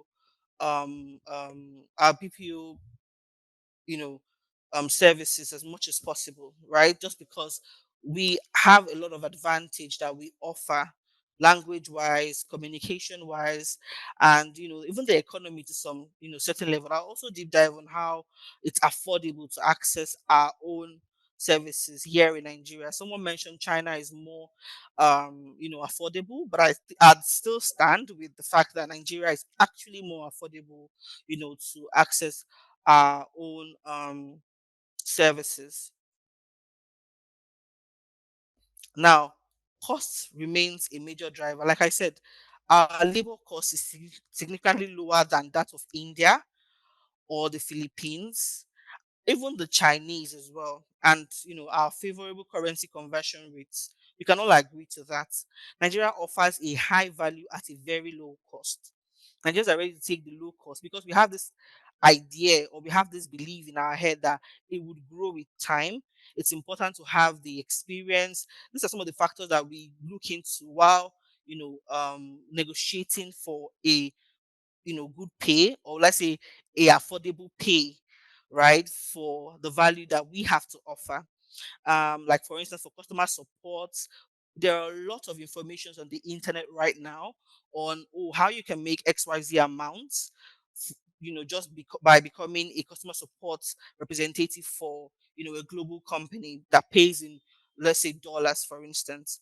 We also have people that say, oh, you can also acquire skills in maybe software development, digital marketing, things that are very, very rare. And I'm sorry, that's let's say talents that that are very rare to actually get globally.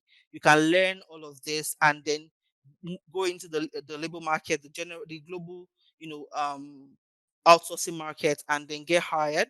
And back, we also have what we call like back office tasks that can be easily that cannot be accessed through AI. Right, it can be only accessed through a human intervention. I think there's something they call these virtual assistants.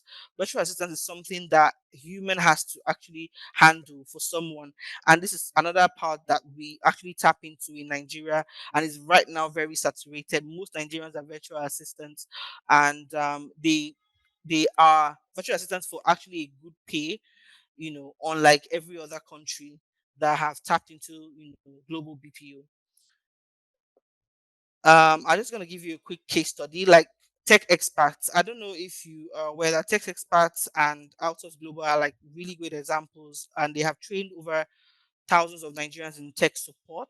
Outsource Global has contracted in the US and Europe, showcasing our own export potential, right?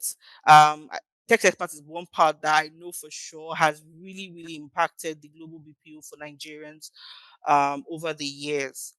Um, Now, how we can shape the future, emerging BPO trends in Nigeria.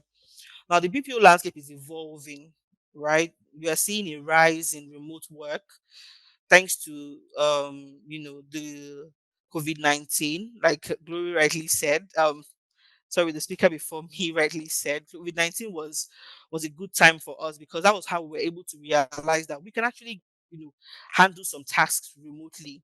We don't necessarily have to be physically available for some tasks, and this could also be done globally as well. Work from home for Nigeria to clients globally. This is something that we have managed to tap in thanks to COVID-19. And AI is automating some basic tasks. Now, we mentioned AI many times. We're saying AI, AI, AI. Truly, there are some systems that can actually automate some tasks. You don't have to respond to every single inquiry, that is being directed to the customer service. You can actually automate some so that you have enough time to face the actual, inquiries or actual complaints that come in. There are general questions that can come in like, oh, where are you located? Or where is your company located? Or is it located in XYZ area? There should be an automated response for that, right? There's some services that they even require about that have the need for automated responses just to reduce the amount of time you're able to respond to a customer or even allow you focus on, other important inquiries that needs to be addressed, right? While Nigeria is stepping into niche areas like legal research and also fintech customer experience support, companies are hiring Nigerian lawyers to support global legal teams. I'm sure even here in Nigeria, Ashcop Group, we still use our own Nigerian legal, system to access, legal systems in the UK. That's because we have the team that can handle that, expertise over there in the UK, right? And also, they help with contract review, paralegal services. We have this is the legal system here in Nigeria have a way they access the UK legal system there, and they're able to kind of create a synergy in such a way that nothing is being lost. There's no breach in contracts, and things are being seen through easily without us having to employ someone there in the UK to handle all of these tasks, right? So that's one of the things that Nigeria has to offer. We have these talents here. We would definitely, or we can actually get to utilize them.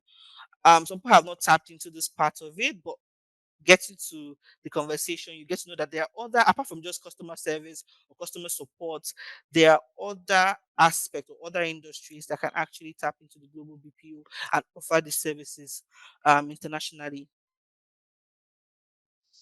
Um, so some challenges, and opportunities ahead that remain, such as infrastructure gaps and occasional power issues.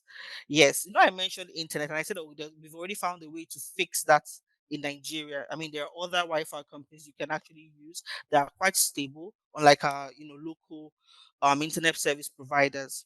But you see, the power issues is still something that's really, really, really affecting us as a global BPO, country. But there are still some surmountable, approach that we can, use through partnerships. But that aside, we know for a fact that even if you're having challenges with, power in wherever you're trying to work or at wherever you're trying to work, there are other options that you can use. You could use maybe a workstation. You could also, maybe you would like to work from home, preferably you can always access perhaps the inverter system. You could use a generator, just have power available. There's even power stations, just to make sure that you do not miss out on anything and you're not seen at a disadvantage, even though we know it's a recurring challenge and it's something that we cannot, will I say, we cannot fix yet.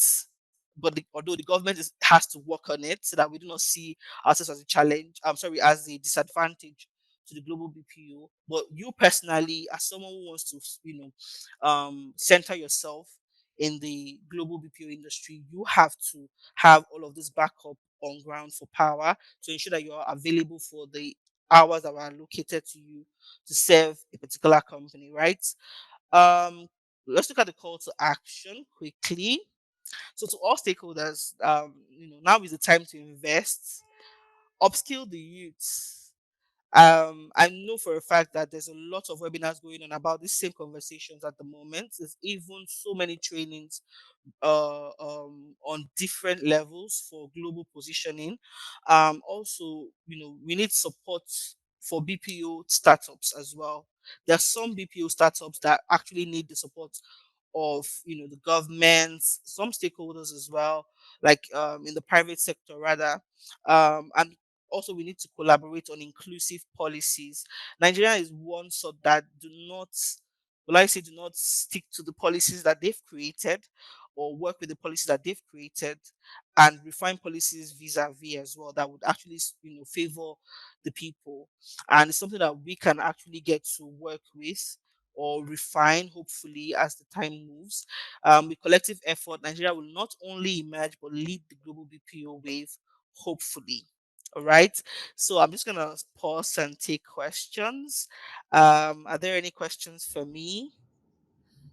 Thank you, Ruth, for that wonderful presentation. And like I said earlier, when Ujulwa finished that presentation, I think what is apparent is that we all agree that Nigeria is the next best thing, is the Mm-hmm. new global hub for BPO outsourcing, and then that's leveraging on our wealth of experience, the youth population, and also the most important thing, which is the communication, which is our language, which is the fluency in English language. Mm-hmm. I have a question for you actually, and one participant wants to know what advice would you give organizations looking to develop meaningful brand experience that stands out in today's competitive market?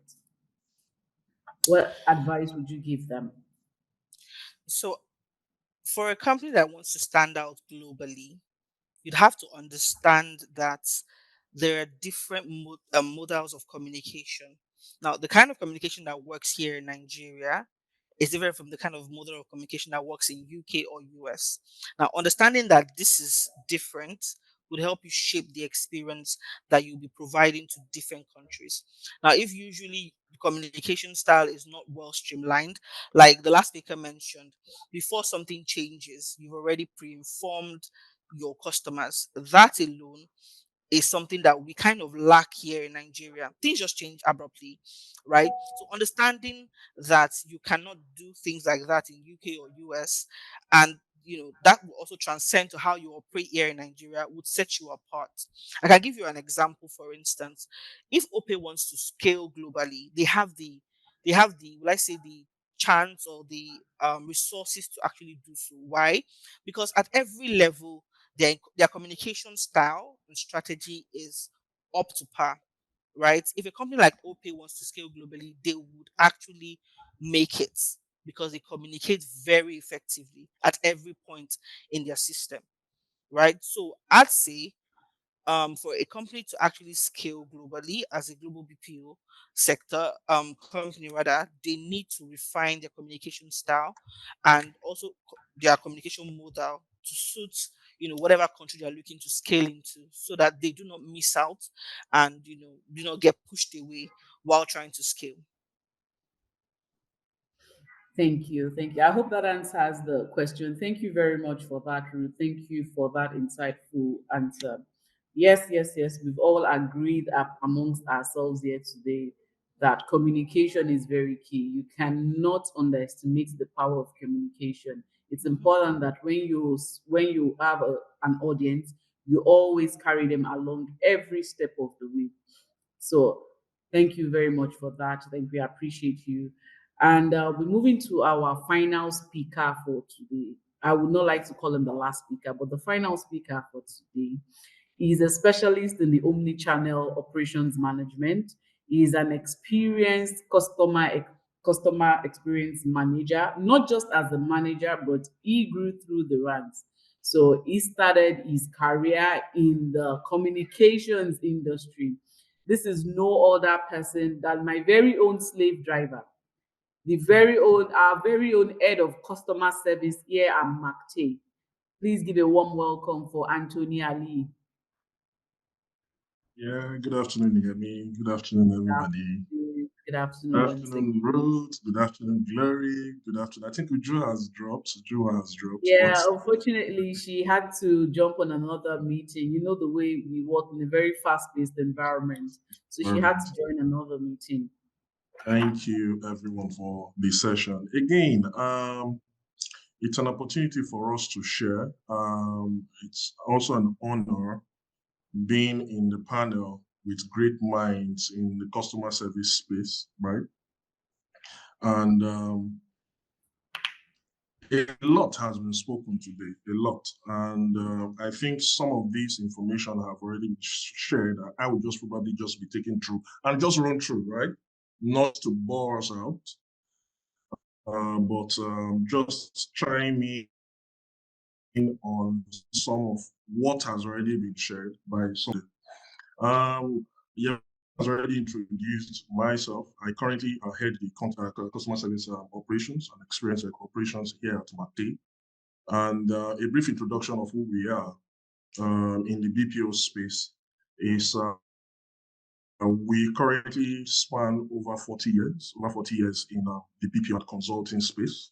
And that has also contributed to a lot of huge experience globally and, of course, locally in businesses we have managed cut across various sectors. I know Glory mentioned specialization. I agree. But of course, I think Ujua also spoke about diversification. And in diversification whilst maintaining specialization, we have also, as a business, put in strategies to make sure the experience and the services across our BPO spaces, or the BPO businesses and the different offerings we render, none suffers. That being said, I'll quickly dive into my slides so that I do not take much of our time. I'll be speaking on the BPO in Nigeria and the economic scale. I know Drew has already spoken on that. I'll just probably throw some more lights into that, how that market has reshaped in the current economy today in the global space, and factors that also is a big play, hugely contributing to the economic scale of the BPO business. I'll be speaking on the pros and cons, what's new, and in the what's new space, basically sharing the future. And I know we all have also spoken on that already. What's new? And what's new, we're already there, like Glory mentioned. The future is here already. I remember when we were growing up, remember there, we used to hear of the MDG goals, the Millennium Development Goals there in the military era. Some of those MDG goals and listed items today are no longer tail. As a matter of fact, countries and in the Western world and the Asian world have even gone beyond some of those items. So basically, we're in the future already. All right. Lastly, I'll be talking on the advantages and business positioning. Let me quickly dive in. By 2028, the BPO market space is estimated to exceed above 1.8 billion. But I can categorically tell you, what we see today with the Western shakeup, the crisis in the Middle East, global allegiances and alliances being done between the West and the Middle East, I foresee us surpassing globally the $1.8 billion estimate. And if you ask me why, I can tell you categorically, in the today war, sorry and unfortunately, that's what we have to call it, because that's what is happening. The crisis between, or the war happening between Russia and Ukraine today, a lot of technology is being put into play, right? When Israel halted one of the attacks in Lebanon, right? The Lebanon militias, what they simply do was make use of some of simple digital tools, right?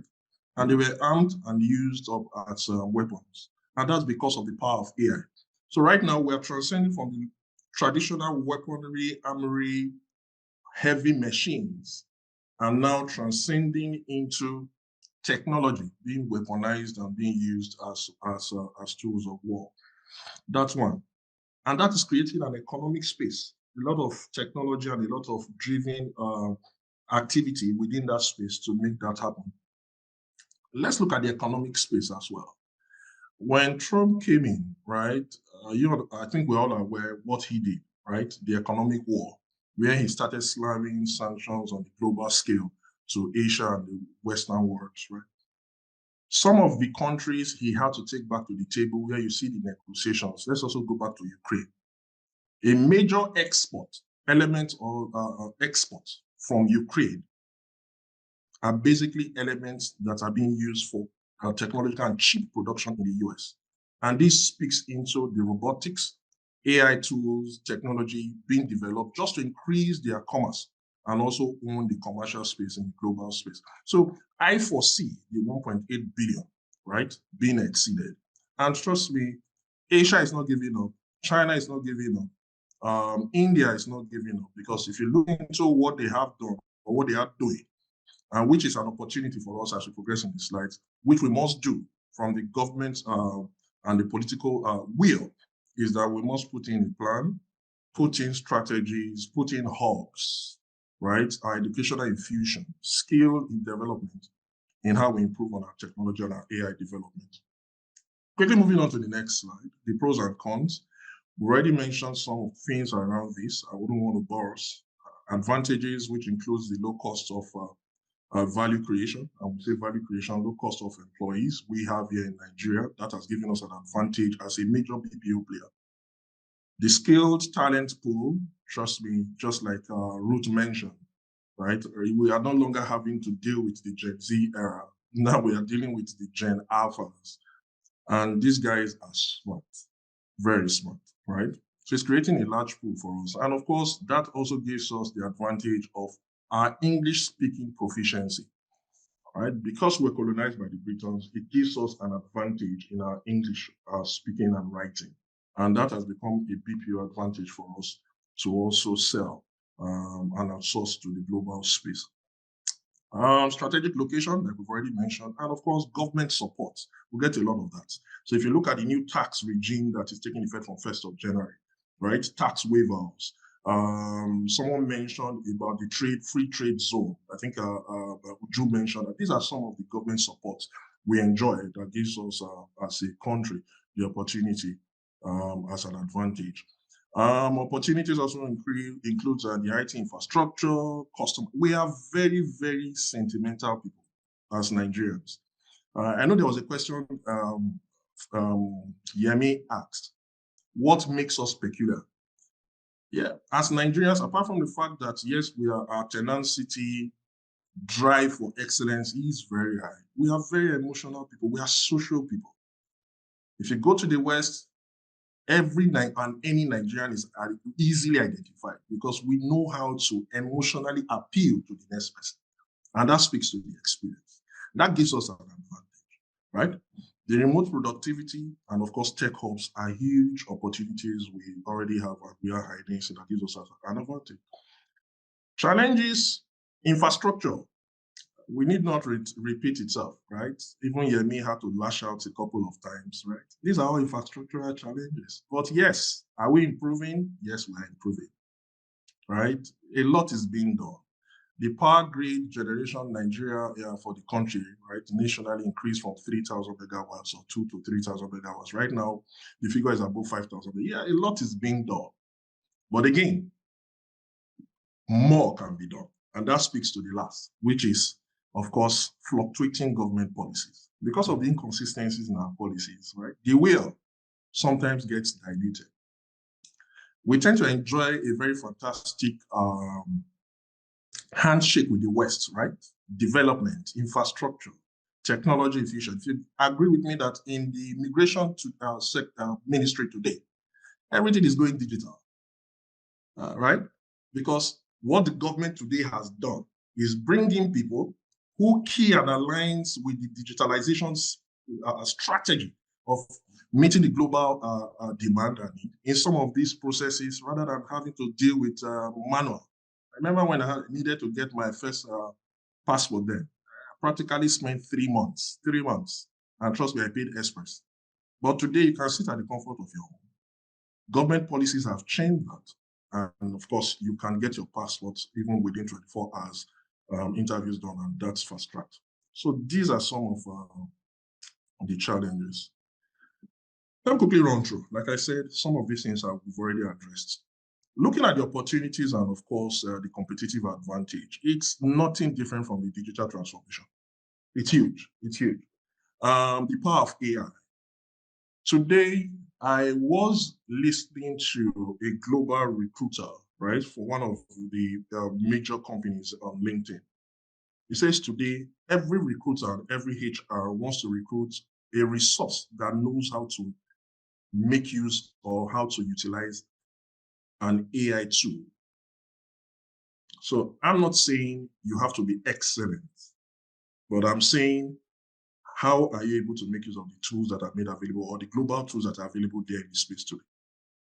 So a lot of our human resource persons, a lot of persons have not transitioned into the future. that we already are in. A lot of tools, bots, technology being developed globally and locally, right, to increase and to improve the efficiency. Yes, I agree totally with everybody on the panel. It's technically impossible for AI to replace humans. However, the advantage and the strategy for the future is for humans to be able to use AI, these bots, to increase efficiency and improve the experience for the end user, the customers, the consumers, in every sector you find yourself. Is it in the medicals, logistics, in the BPO space? Every sector, oil and gas, you have tools because there are processes that can be improved on. Like one of the speakers mentioned, processes that are repeated processes, it means there's an opportunity to improve on those processes by simply plugging in a digital tool. What's next? The digital transformation age is the AI age and automation. By a single click of a bot today, button, a plane, a drone can actually drive and carry out an action, deliver your pizza at the front of your door. Automation.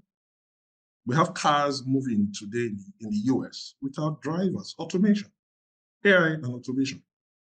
Advanced analytics, cloud computing. Today in my business, I have clients who do not own in their environment a single infrastructure. What they've simply done is, as a BPO service, outsourced their cloud computing infrastructure. We house their data, the infrastructure, the server. You don't need to invest. It makes it easy. And what that also does is it makes it easy for you to scale, flexibility, and of course, for your business, for you to concentrate on the cause of your business.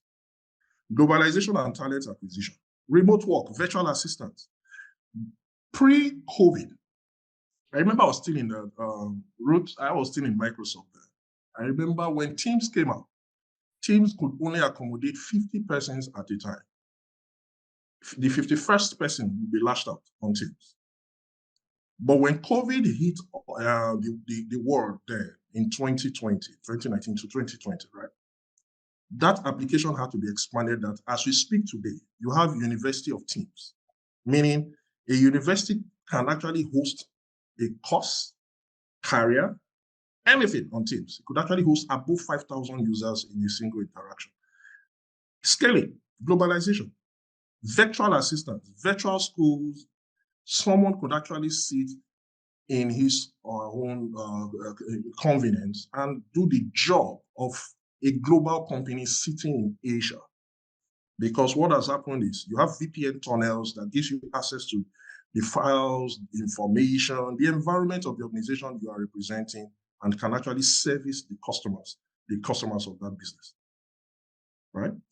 It's a huge one. Focus on customer experience. And this is huge for us, even here in MACT, right? It's the world of the omnichannel support. And I know someone spoke on this, one of the speakers, right? First, and I think that was Uju. Part of the scope when we on board is first to understand the need of the customer. And it's important as every service provider, and when you are given the opportunity to serve as a BPO service, first is for you to understand the scope, the business operation and scope and need of the customer. When that is done, then of course, you then eases your understanding of what to plug in, what tools and applications to plug in, right? Because the evolving space of tools and applications, especially in the customer service environment, gives you the opportunity for you to service the customers irregardless of where they are, from the comforts of their homes.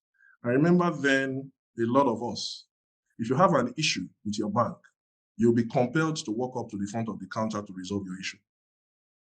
I can't remember when last I walked into a bank, because the omnichannel supports we have in the service space has given customers opportunity to reach out to their service providers, irregardless of the sector. It doesn't only apply to the banks, even within the IT space, the financial space, the tech space, the SME space. a lot of these persons we currently house, they're able to reach out and they get their issues resolved. So the focus basically for us is for any business in fitting into the future, which is already now, is creating omni-channel supports that gives your customers, be it B2B or B2C, opportunity to reach out to you and be serviced. What are the advantages and, of course, business positioning? Competitive advantages of the AI or digitalizing your process includes cost savings. Trust me, imagine having to employ 10 persons to do what a single application can do. So it's far more cheaper, right? Faster decision making. With a single click, you can actually aggregate so much data, cloud computing, get enough information that can actually aid your decision making.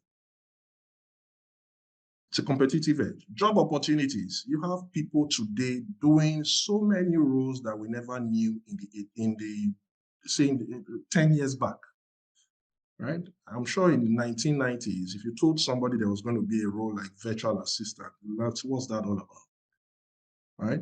So it's created a lot of job opportunities. A lot of young, agile Nigerians sitting at the comfort of their homes today and servicing clients and customers, businesses that sit in Asia, in the West, across the Atlantic. I was telling somebody, if you go to 𝐏𝐸𝐻𝐷𝑒 today, I'm sure you probably will not be able to get a cheap accommodation. What people just simply do, from the comfort of their remote zones, Ibadan, Delta, Edo State, they don't need to come to Lagos. It's decentralizing, creating job opportunities for people to work remotely and service their customers and their clients. The benefits it's huge. Increase efficiency and productivity, enhances customer experience, scalability and flexibility, like I earlier mentioned. Because again, if you have an infrastructure that sits in the cloud, it's just a single click. You're able to expand and you're able to increase users simply by licensing. Flexibility.